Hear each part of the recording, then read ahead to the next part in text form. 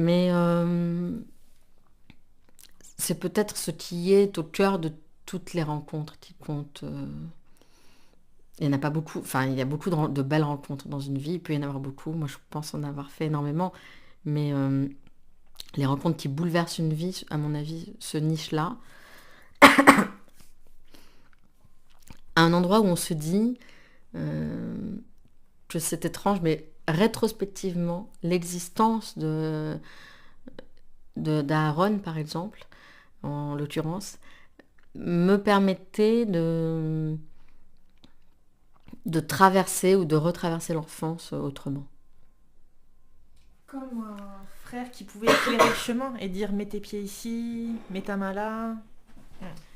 Oui, c'est ce qu'il y a dans la troisième partie de Mensonges. C'est ça, c'est ces deux enfants dans la forêt qui... Il y en a un, le garçon, qui connaît un peu plus que le chemin que la petite fille. Vous voulez faire une pause? Non. Ça va? Non, ça va, merci. Toi ça va? Un peu Ouais, c'est juste qu'on est à 1h40. plus. Ouais, pour moi c'est normal. Normal.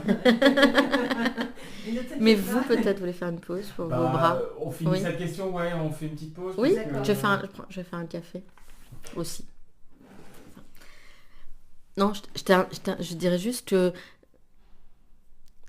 j'ai pris conscience quand j'ai rencontré Aaron, évidemment, comme la plupart des gens qui ont découvert son histoire, qui ont lu l'histoire d'une vie, qui l'ont découvert, il y avait cette fascination pour Aaron dans la forêt, après s'être échappé du camp. Il ne sait pas combien de temps il est resté dans la forêt, il ne sait pas si ça a duré quelques jours, quelques semaines, quelques mois.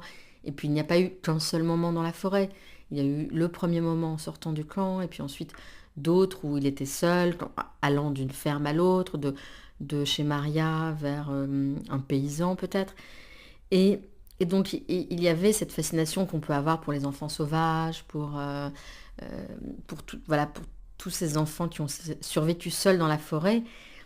Et un jour, je me suis dit que, évidemment, la forêt, bon, c'est le lieu du conte, mais c'est aussi le lieu de l'enfance, tout simplement. Toute enfance est une forêt.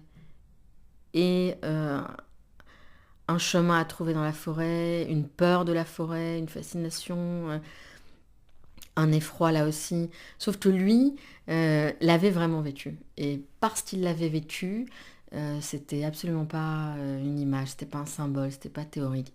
Il était passé par là, la forêt existait pour lui, avec tout ce qu'elle contient, comme il le dit chez Adam, enfin dans Adam et Thomas.